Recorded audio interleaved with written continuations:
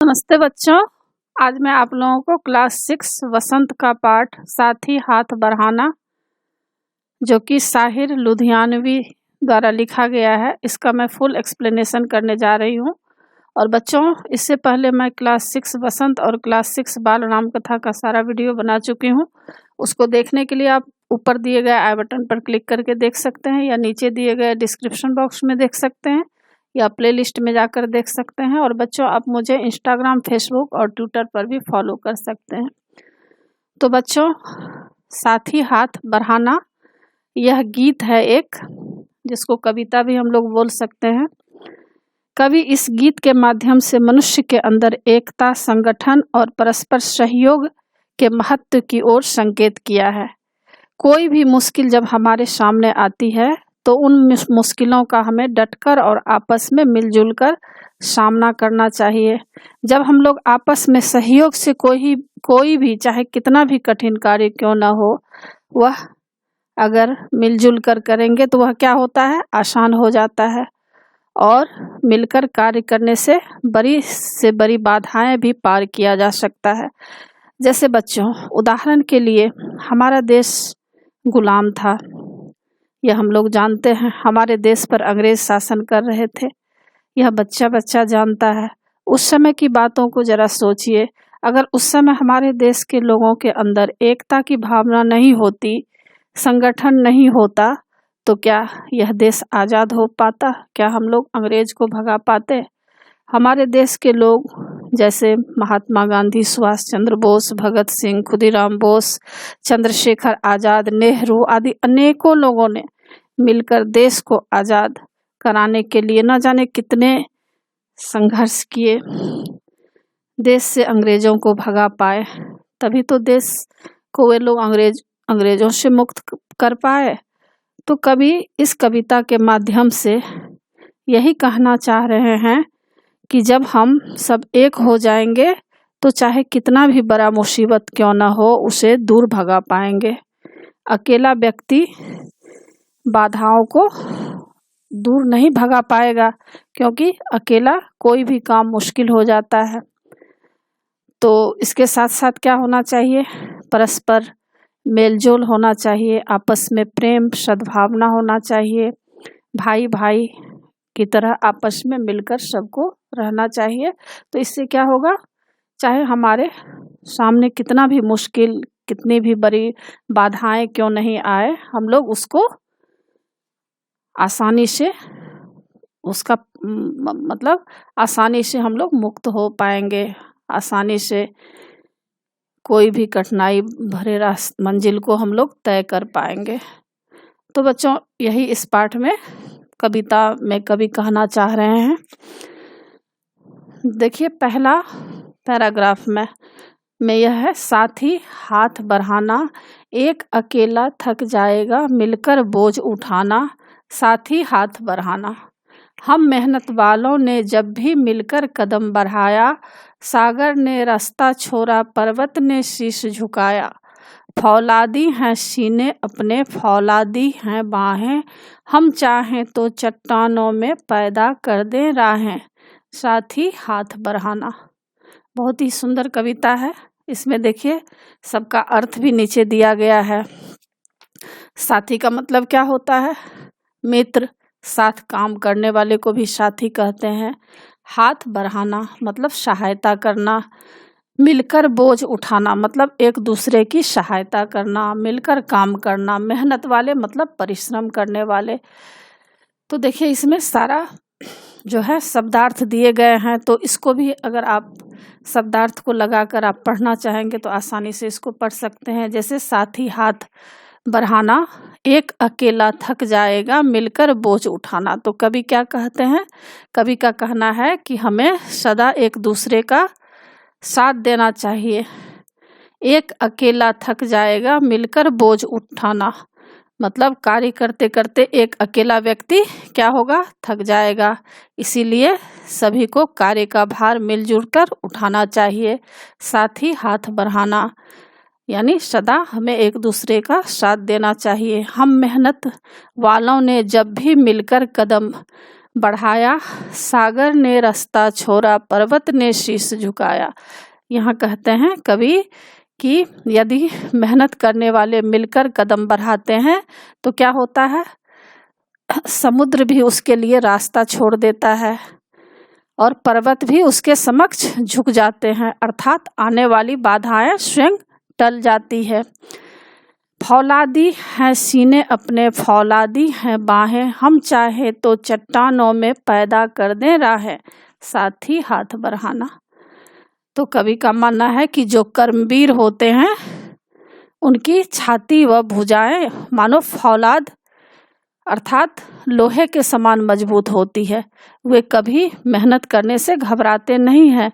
मेहनती व्यक्ति तो चट्टानों में भी राहें बना लेते हैं, मतलब रास्ता बना लेते हैं, अर्थात कठिन कार्य को सरल और सुगम बना देते हैं। इसलिए कवि का संदेश है कि मनुष्य को मिलकर काम करना चाहिए। तो इसका अर्थ बच्चों आप अच्छी तरह से समझ गए होंगे। इसमें पूरा अर्थ भी दिया गया है और अपनी भाषा में भी आप अच्छी तरह से इसको बनाकर लिख सकते हैं। साथ ही हाथ बढ़ाना, एक अकेला थक जाएगा, मिलकर बोझ उठाना, साथ ही हाथ बढ़ाना। हम मेहनत वालों ने जब भी मिलकर कदम बढ़ाया, सागर ने रास्ता छोड़ा, पर्वत ने शीश झुकाया। फौलादी हैं सीने अपने, फौलादी हैं बाहें, हम चाहें तो चट्टानों में पैदा कर दे राहें, साथ ही हाथ बढ़ाना। तो इसका यह अर्थ है। दूसरा देखिए बच्चों, दूसरा पैराग्राफ में कवि क्या कहना चाह रहे हैं। मेहनत अपने लेख की रेखा, मेहनत से क्या डरना, कल गैरों की खातिर की आज अपनी खातिर करना। अपना सुख भी एक है साथी, अपना सुख भी एक, अपना दुख भी एक है साथी, अपना सुख भी एक, अपनी मंजिल सच की मंजिल, अपना रास्ता नेक, साथी हाथ बढ़ाना। तो देखिए लेख की रेखा क्या का मतलब क्या होता है, नीचे शब्दार्थ दिया गया है। तो लेख की रेखा का मतलब है भाग्य में लिखा होना, भाग्य की जो रेखा होती है उसी को कहा गया है। और कल भूतकाल में स्वतंत्रता प्राप्त करने से पहले के युग में ऐसा कुछ भी दे सकते हैं। और गैर जो अपने न हो पराए, खातिर मन के लिए, मंजिल मतलब उद्देश्य, और नेक मतलब अच्छा भलाई। तो मेहनत अपने लेख की रेखा, मेहनत से क्या डरना। तो यहाँ कवि का मानना है कि परिश्रम करना तो हमारे भाग्य में लिखा है, इसलिए हमें इससे कभी भी डरना नहीं चाहिए, मेहनत से हमें कभी भी डरना नहीं चाहिए। कल गैरों की खातिर की आज अपनी खातिर करना, मतलब कल तक अर्थात जब हमारा देश गुलाम था तो हम लोग किसके लिए काम करते थे, अंग्रेजों के लिए काम करते थे, विदेशियों के लिए काम करते थे। लेकिन आज अपनी खातिर करना, लेकिन अब हम स्वतंत्र हो गए हैं तो अब जो भी काम करेंगे हम अपने देश के लिए काम करेंगे, अपने लिए काम करेंगे। अपना दुख भी एक है साथी, अपना सुख भी एक। तो यहाँ पर लेखक कह रहे हैं कि हमारा सुख दुख एक दूसरे से जुड़ा हुआ है। हमारा लक्ष्य सत्य, हम अपनी मंजिल सच की मंजिल, अपना रास्ता नेक। हमारा लक्ष्य क्या है, सत्य की प्राप्ति है। उसे पाने हेतु हमारी भावनाएं भी नेक अर्थात परोपकारी हैं। अपने लक्ष्य को प्राप्त करने हेतु हमें मिलजुल कर आगे बढ़ना चाहिए। तो इसका अर्थ आप अच्छी तरह समझ गए होंगे। क्या कह रहे हैं कवि का मानना है कि परिश्रम करना तो हमारे भाग्य में लिखा है, इसलिए इससे डरना नहीं चाहिए, यानी परिश्रम से हमें कभी भी डरना नहीं चाहिए। मेहनत अपने लेख की रेखा, मेहनत से क्या डरना, यानी मेहनत जो है हमारे भाग्य में लिखा है, यानी हमारे भाग्य में परिश्रम करना लिखा है, तो इससे क्यों हमें डरना है। कल तक अर्थात जब हमारा देश गुलाम था तो हम विदेशियों के लिए काम करते थे, लेकिन आज हम स्वतंत्र हो गए हैं तो अपने लिए हम काम करेंगे, अपने देश के लिए काम करेंगे। हमारे द्वारा किए गए कार्य हमारे लिए ही हितकर होंगे। अपना दुख भी एक है साथी, अपना सुख भी एक, अपनी मंजिल सच की मंजिल, अपना रास्ता नेक। तो हमारा सुख दुख एक दूसरे से जुड़ा हुआ है। हमारा लक्ष्य क्या है? सत्य की प्राप्ति है और उसे पाने हेतु हमारी भावनाएं भी नेक अर्थात परोपकारी हैं। अपने लक्ष्य को प्राप्त करने हेतु हमें मिलजुल कर आगे बढ़ना चाहिए। तो देखिए बच्चों, सेकंड पैराग्राफ में कवि यह कहना चाहते हैं और तीसरा पैराग्राफ है, एक से एक मिले तो कतरा बन जाता है दरिया, एक से एक मिले तो जर्रा बन जाता है सेहरा, एक से एक मिले तो राई बन सकती है पर्वत, एक से एक मिले तो इंसान बस में कर ले किस्मत, साथी हाथ बढ़ाना। कतरा मतलब क्या होता है? बूंद होता है, और दरिया मतलब नदी होता है, जर्रा मतलब कण होता है, और सेहरा मतलब फूलों की माला होती है, और राई मतलब सरसों का दाना होता है। तो यहाँ पर देखिए सारा अर्थ लिखा हुआ है। तो इसमें कवि क्या कहते हैं? एक से एक मिले तो कतरा बन जाता है दरिया। तो कवि यहाँ कहना चाह रहे हैं कि पानी का एक एक बूंद जब मिलता है तो क्या होता है? वह दरिया का रूप ले लेता है, सागर का रूप ले लेता है, और एक से एक मिले तो जर्रा बन जाता है सेहरा, और एक से एक जब कण मिलते हैं, जर्रा का मतलब क्या हुआ? कण। जब एक से एक कण मिलते हैं तो सेहरा का मतलब क्या हुआ? फूलों की माला।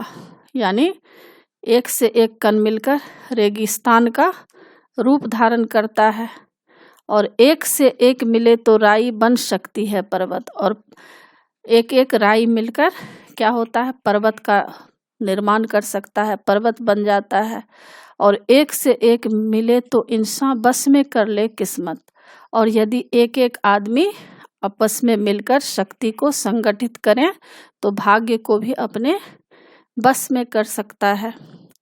तो तीसरा स्टेंजा में यह दिया गया है बच्चों। तो आप तीनों स्टेंजा को अच्छी तरह से एग्जाम के लिए तैयार कर लीजिएगा। यानी तीनों स्टेंजा में क्या कवि कहना चाह रहे हैं? कवि यही कहना चाह रहे हैं कि हमें आपस में मिलजुल कर रहना चाहिए। अकेला कोई भी काम मुश्किल हो जाता है, इसलिए हमें साथ मिलकर काम करना चाहिए, और जब साथ मिलकर हम काम करेंगे तो क्या होगा?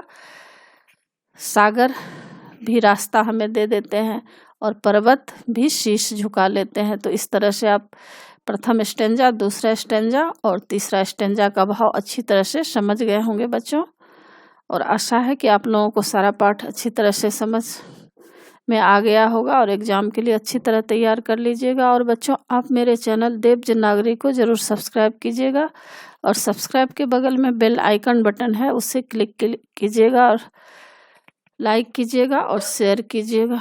कमेंट्स जरूर कीजिएगा कि आपको यह पाठ कैसा लगा। नए पाठ के साथ फिर मैं मिलूंगी बच्चों। धन्यवाद।